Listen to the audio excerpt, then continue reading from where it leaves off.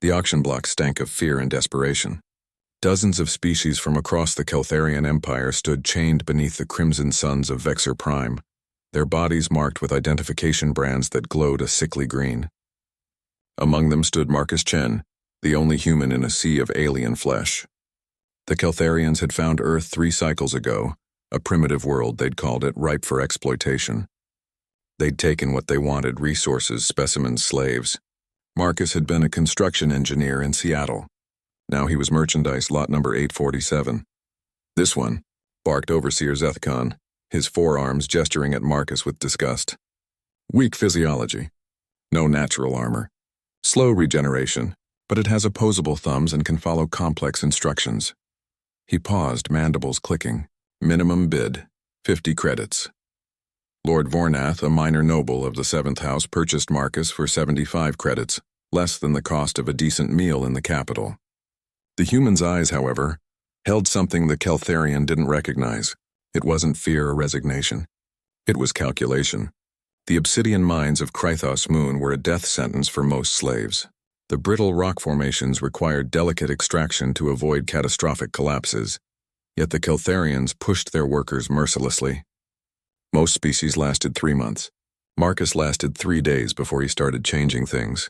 He noticed the Velcrin slaves, insectoid creatures with incredible strength but limited problem-solving abilities, were positioned incorrectly. He saw the Gorlan diggers working against each other rather than in coordination.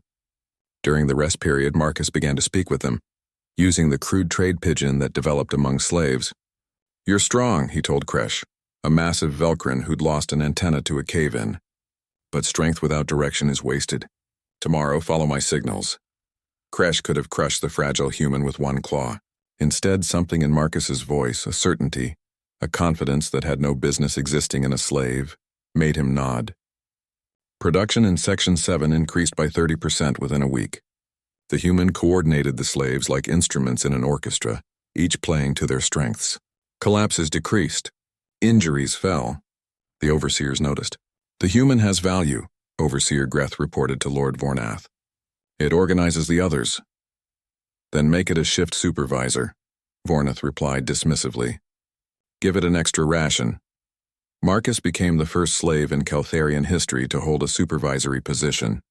He used it to study the guard rotations, the communication systems, the power structures of both the overseers and the slave population. Humans, he knew, had one advantage over every species in the galaxy. They were endurance predators, patient and persistent. Marcus would wait. 2 years passed. Under Marcus's guidance, the Krythos mines became the most productive in the sector.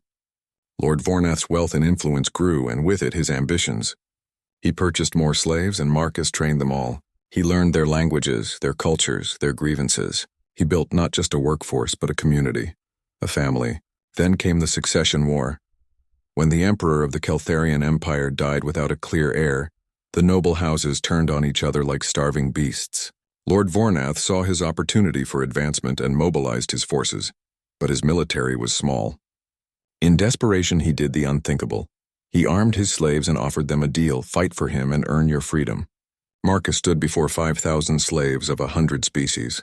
"They offer us freedom for our service," he said, his voice carrying across the assembly. "But I offer you something more. I offer you power. I offer you a future where no one, human, Velcrin, Gorlan, or any other, will ever wear chains again." The roar that followed shook the ground. Marcus didn't just lead the slave army, he transformed it. He implemented tactics the Keltharians had never seen. Guerrilla warfare, psychological operations, coordinated multi-species assaults that played to each race's strengths. The Slave Legion cut through noble house after noble house like a fusion blade through flesh. Lord Vornath died in the 3rd month of the war, a casualty of his own ambitions. His death changed nothing. Marcus continued, and the slaves followed, not out of obligation but out of loyalty. They'd found something in this strange, weak, hairless biped that they'd never found in their Keltharian masters. He saw them as equals. The siege of Kelthara Prime lasted 40 days. The capital had never fallen in 6,000 years of imperial history. Marcus took it with a fraction of the defenders' numbers by doing what no Keltharian general would ever consider. He negotiated with the civilian population, offered them the same deal he'd offered the slaves. "Join us or remain under the boot of your oppressors." The gates opened from within.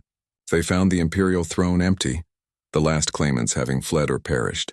The Grand Council, what remained of it, gathered in the Hall of 1,000 Pillars.